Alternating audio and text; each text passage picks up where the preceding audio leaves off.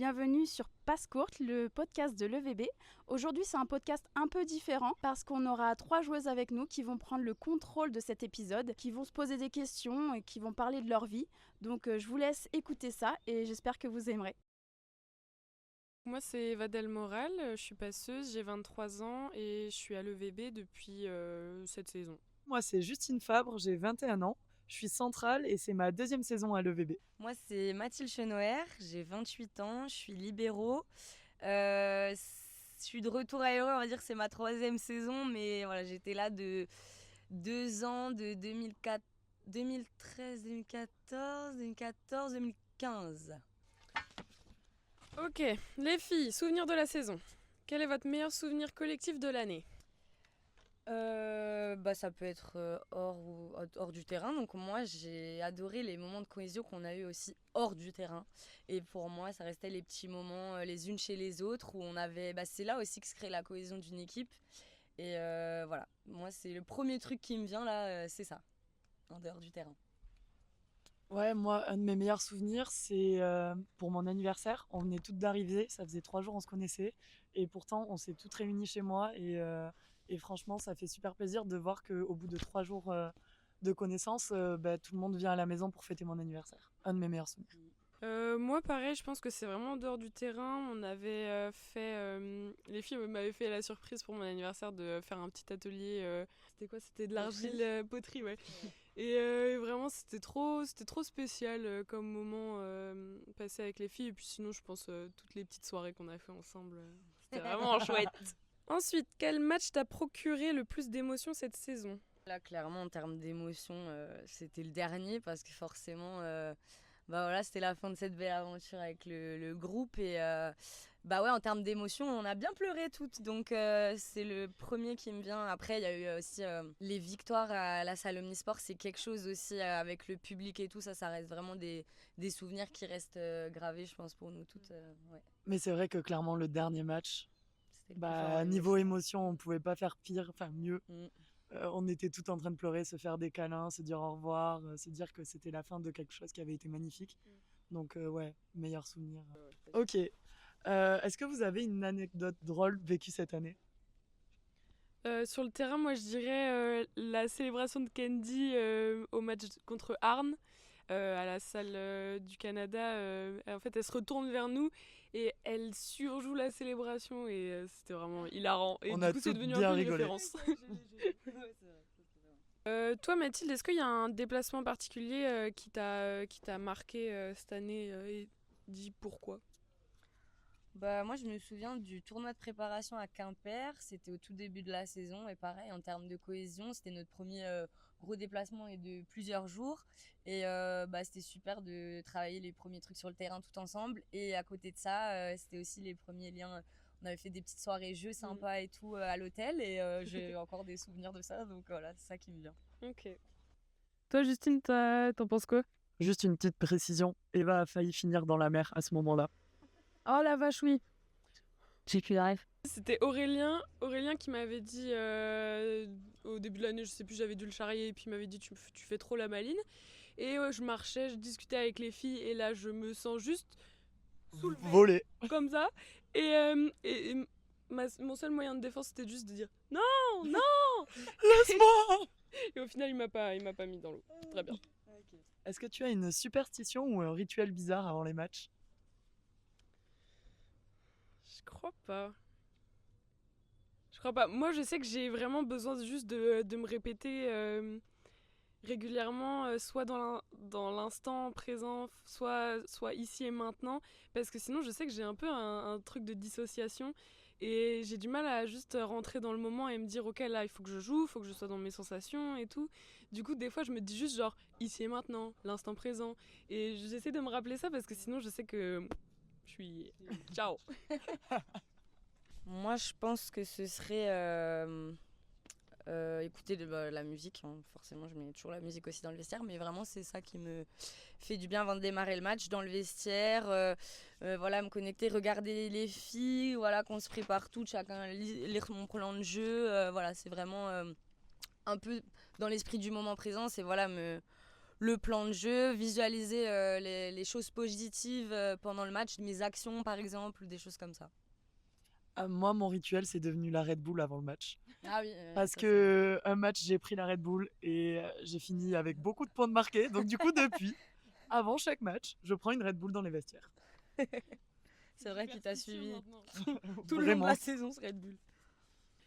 Justine, quel a été ton plus grand défi personnel cette année? Le défi personnel, ça a été de continuer à progresser, malgré, enfin pas malgré, mais avec un groupe qui est déjà avancé techniquement et où moi je me sens plus jeune dans le collectif et donc forcément continuer à progresser quand certaines joueuses veulent juste performer. Et toi, Mathilde, en tant que plus ancienne? Doyenne. Bah ouais, c'est vrai, c'était la première fois que ça m'arrivait ça dans une équipe d'être la plus ancienne. Hein. Avant, c'était clairement toujours l'inverse. Et du coup, c'était tout en voilà en étant concentré sur moi, en voulant avoir cette performance, de faire une bonne saison à mon poste. J'étais seule libéraux aussi, ça aussi c'était une première. J'avais toujours eu de la concurrence, donc c'était être à la hauteur de ça et aussi de pouvoir ouais, je dirais transmettre peut-être l'expérience que j'ai eue dans d'autres clubs avant, mais voilà, tout en étant en restant à ma place, juste pour apporter le plus à l'équipe de cette manière-là, quoi. Et toi, Eva?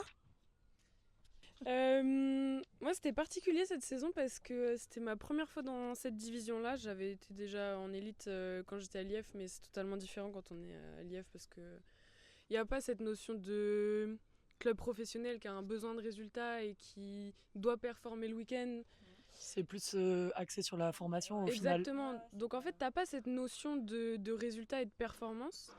Donc le fait que aussi ça tourne différemment avec la blessure de Vilma, c'était vraiment genre hyper enrichissant, hyper fatigant mentalement, mais vraiment vraiment très enrichissant. Et je pense que j'avais vraiment le groupe pour réussir à prendre mes marques et puis à me dire allez on y va et puis on verra bien. Est-ce que vous avez un moment où vous avez vraiment ressenti l'esprit d'équipe cette année? Un moment particulier? Un ou plusieurs? Un ou plusieurs.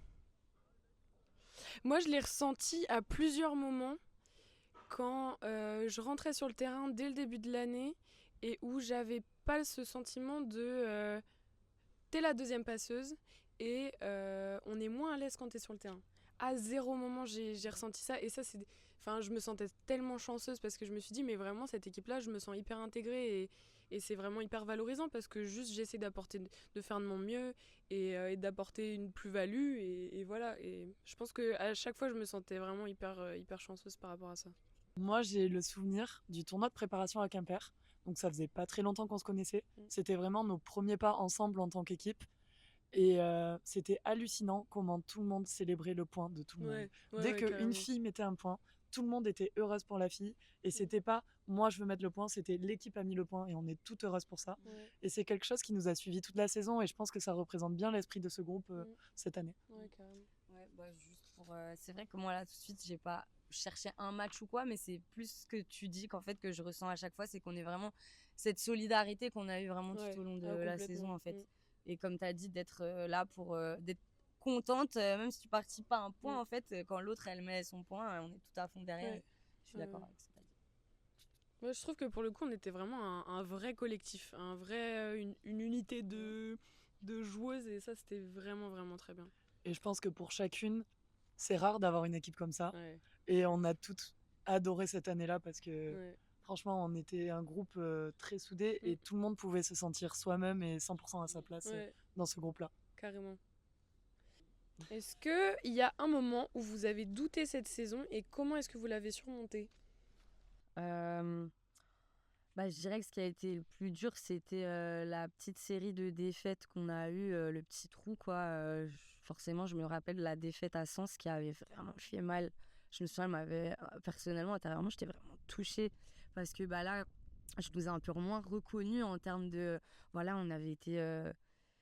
Ouais, je sais pas, c'était vraiment un moment difficile et où voilà, j'essaie de me remettre en question et de me dire comment on va pouvoir tourner rapidement ce schéma-là. Mais je pense que c'est ce moment-là qui a été un peu plus de doute. Et après, voilà. Et après, c'est un peu paradoxal, mais on a eu la force d'en ressortir et encore de remontrer comme ce qu'on avait montré depuis le début, en fait. Ouais. Donc voilà. Ouais, moi je pense que c'est après la défaite en Coupe de France. Parce que clairement, la Coupe de France, c'était un objectif pour le club, c'était un objectif pour l'équipe. Et perdre en quart de finale comme ça, je pense que ça nous a toutes fait un coup au moral aussi. Parce que c'était un objectif qui se terminait, un rêve qui se terminait en vrai finalement. Ouais, un objectif de la saison. Ouais. Et à contrario, quelle est la joueuse qui t'a le plus impressionné par son évolution ou sa personnalité d'ailleurs cette année? Moi, je suis hyper admiratif de Mia. Je suis hyper admiratif de toutes les joueuses de cette équipe parce que je trouve que individuellement, chacune est hyper touchante, hyper adorable et vraiment, on peut pas dire ça de tous les groupes à chaque fois. Mais je pense que c'est Mia. Parce que je trouvais que c'était de base quelqu'un qui était intouchable et qui était du coup impressionnant par rapport à ça. Et au final, plus tu creuses et plus tu vois que c'est quelqu'un d'hyper abordable, qui a un caractère de ouf, qui est hyper marrante et genre qui a plein de qualités. Et je sais pas, je trouve que c'était vraiment jusqu'ici la meilleure capitaine que j'ai eue. C'est une vraie leader pour le coup, elle a été une vraie leader pour l'équipe et elle a su porter ce rôle de capitaine comme il faut. Ouais. Vraiment, elle tient ce rôle à merveille et c'est pas évident. Mais ouais, à ce niveau-là, je suis d'accord avec vous pour Mia. Et vu que je suis avec vous, moi, en fait, de chacune, j'ai vu une évolution. Et tu vois, je pense à Juju à un moment donné où même t'avais peut-être un peu moins de temps de jeu, mais tu faisais tes rentrées et tu nous faisais des trucs de ouf. Genre claquer 2 aces d'un coup. Enfin, c'est des situations, c'est vrai, faut le préciser, c'est pas facile, tu vois. Et forcément, t'as envie peut-être à ce moment-là de plus jouer, mais elle va rentrer à ce moment-là et te claquer 2 aces. C'est vraiment des trucs qu'il faut faire, quoi. Moi, je voulais parler de Katia aussi. Et ouais, j'allais en parler. Parce que Katia, faut savoir qu'en début de saison, elle est revenue de blessure. Ouais, ça faisait un an qu'elle n'avait pas joué. Voilà, et en fait, elle a su reprendre comme il faut, petit à petit, parce que forcément, fallait qu'elle revienne sur le terrain et reprendre ses marques. Mais même physiquement, elle a vachement évolué. Hein, et elle le disait en plus. Ouais. Et maintenant, elle est devenue un élément clé de l'équipe. Ouais, carrément. Ouais. Et puis c'est un peu je trouve, une image. On a une image assez rassurante de Katia parce que c'est un leader. Elle sait se reprendre. Ouais, carrément. Donc ouais, Katia, je dirais. Et puis moi, pour avoir été au même poste qu'elle, à aucun moment j'ai senti la mauvaise concurrence et elle a toujours été hyper bienveillante avec moi. On a toujours été dans la communication et se porter vers le haut où il y en a une, elle a besoin de retour, on va s'aider. Et on a toujours été dans l'entraide toute la saison et donc grâce à ça, je pense qu'on a tout évolué aussi. Mathilde, oui. Qui est la plus drôle de l'équipe? Alors, selon les derniers sondages, Eva Delmoral ici présente. Deuxième position. C'est Candy et après c'est Mia. Voilà. Ah, parce que, petite anecdote, du coup, pour le dernier super long déplacement de la saison, on a eu 6 heures de minibus, donc on a eu le temps de trouver des petites occupations. Et donc, on a fait des petits sondages avec beaucoup de questions. Je pense qu'il y avait au moins une trentaine de questions. Je crois que c'était presque 50. Et il fallait rentrer les 10 joueuses à chaque fois. C'était vraiment très long. Ça nous a pris 2 heures. Voilà. Et du coup, il y avait des trucs comme, je sais pas, la plus taquin, la grosse menteuse de l'équipe, où il y avait aussi, on avait élu du coup la plus marrante. C'était trop marrant, de faire ça. C'était vraiment sympa, ça. Quelle est ta chanson préférée dans les vestiaires cette saison? On a une chanson ref. Moi j'ai. Alors, on a fait découvrir Tal, le sens de la vie, Oh à Cora. Ah bah oui. Cora est autrichienne. Donc, Cora parle très bien français, mais ne connaissait pas Tal. Et donc, depuis, c'est devenu la chanson totem. Dans le minibus, elle est obligée de passer au moins une fois avant chaque match. Et donc, quand elle passe dans les vestiaires, nous avons droit à un karaoké de Cora qui a appris les paroles par cœur de la chanson. Elle est vaillante. Hein. Et du coup, on a fait un karaoké aussi à la soirée tartiflette et on avait chanté cette chanson, l'hymne. L'hymne de l'équipe. Voilà. Mathilde, ton plus gros fou rire en match ou à l'entraînement? Dis-nous tout. Oh là là, il y en a beaucoup, mais toutes les petites anecdotes, là, les carpaccio, anecdotes là pendant les matchs. Le carpaccio d'Eva, attends, on montre quand même la belle célébration de Kenji. Attends, avec le cri. Et il y en a d'autres, je réfléchis, mais toi c'est quoi? Je réfléchis, mais je crois que c'est quand Tess elle crie. Ah oui. Quand Tess Quand appelle Tess, pour faire en une fait, passe elle de crie transition. comme un agneau, ou genre une qui se chèvre. fait égorger. Attendez. Exactement. Mais c'est vraiment Impossible, très ouais. très aigu, alors que c'est quelqu'un qui a toujours genre la poker face et qui transmet pas beaucoup d'émotions au niveau du faciès. Et le fait qu'elle crie autant d'un seul coup, vraiment, ça sort de nulle part. Donc moi je pense que c'est ça à chaque fois, hein. Ouais, ça c'est m'a vrai, ça c'est m'a vrai. toujours Ça, à attrapé. Hein. l'entraînement, Après, franchement, le karaoké qu'on a fait samedi soir, après, lâche. après le match contre Pays Viennois, Ouais. j'avais tellement mal aux abdos pendant toute la chanson, tellement moi je aussi. rigolais. Ah mais non, bien sûr que non, c'est la foire Ah oui, ah bah oui. quand on a fait des manèges à Vienne et au secours c'était Et si on a eu drôle. droit à la tête de Candy et Eva pendant toutes les attractions. Et Ah, c'était c'était si marrant. hilarant. Ça c'était je pense mon plus gros fou rire. Juju, ton moment le plus improbable de la saison. Alors clairement, c'est tout récent. C'était il y a 3 jours. Lors de l'entraînement du samedi matin, juste avant un match, j'ai plongé pour récupérer un ballon. Et il se peut que je me suis retrouvée avec un trou de 8 cm dans le genou. Elle a fait le point. Voilà, j'ai fait Elle le a fait point, le point. on a marqué le point. Et Mais elle a perdu s'ensuit son genou. 5 heures aux urgences pour aller recoudre le genou. Mais nous ne saurons pas comment c'est possible, comment c'est arrivé. Et ça restera un mystère toute ma vie. S'il fallait décrire l'équipe en 3 mots cette saison, ce seraient lesquels? Moi, je dirais solidarité, ouais, détermination, combativité, bon, et drôle. Ok. C'est obligé. Alors Ça moi fait j'aurais 4, dit... moi j'aurais dit bienveillante. Oh ouais, de ouf. J'aurais dit amour, parce que clairement on Mm. s'aime toutes dans cette équipe. Ouais. Et fêtarde, ça passe. Faut pas oublier qu'on fait du volley. Voilà, c'est notre métier. Voilà, Moi j'aurais dit professionnalisme parce que je trouve que on fait du volley. de un. Et on a su garder quand même, on a essayé de garder un cadre entre nous pour être un petit peu exigeant et genre travailler de la meilleure manière. Donc je pense qu'il y a ça. Après, bienveillance, de ouf. Et écoute aussi. Voilà. Est-ce que tu as des projets, des objectifs pour l'année prochaine? Moi, je suis déçue pour un rien, donc j'essaye de viser un petit peu des choses assez globales sur lesquelles je sais que je pourrais avoir toujours la main. Donc déjà prendre beaucoup de plaisir, parce que c'est beaucoup de sacrifices et je sais que si j'ai pas cette notion-là de plaisir, j'ai pas grand-chose à en tirer. Donc me faire plaisir, apprendre au maximum et ouais, aimer faire ce que j'aime avec des gens qui ont la même passion que moi. Et puis, je pense que l'évolution ira naturellement. À toi. Ah ouais. Ben moi, j'ai envie d'essayer de me rapprocher de ma famille. Parce que c'est vrai que j'ai fait l'essentiel de ma carrière loin de chez moi. Et du coup, bah voilà, hein, j'ai 28 ans maintenant. Non, mais voilà, je commence. C'est vrai que. Non, mais on rigole, mais c'est vrai que bah voilà, je suis un peu dans une étape où ben, je réfléchis aussi À la suite. à la suite. Et je sais que j'ai ce besoin-là d'être aussi plus proche de ma famille, de mon chéri. Ça joue aussi. Et donc, voilà, je sais pas encore où, comment, pas toujours avec le volet, mais voilà, on verra ce que l'avenir me réserve pour l'instant. Mais voilà, c'est ça. Tout le pour la meilleur. suite. Merci. Toi, Jus, dis-nous quel conseil tu pourrais donner à une future recrue qui arrive au club l'an prochain. Bah, en vrai, sois toi-même, sois déterminé, et tu verras, tout va bien se passer, parce que ici on est vraiment une famille et tu seras bien accueilli. Toi, Mathilde, qui connais bien le club, qu'est-ce que tu peux dire? Ben, comme l'a dit Juju, c'est un club très familial et où on se sent vraiment bien. Que ce soit au niveau volley, dans la salle, mais l'extérieur aussi. Enfin, il y a tout cet équilibre-là qui est important.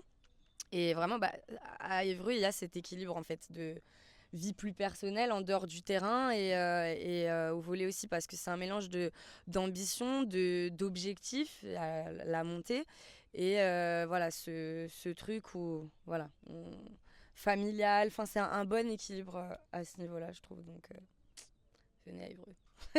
On vous attend nombreux. Merci de nous avoir écoutés. C'était pas courte. Et venez Faire beaucoup de bruit dans le gymnase.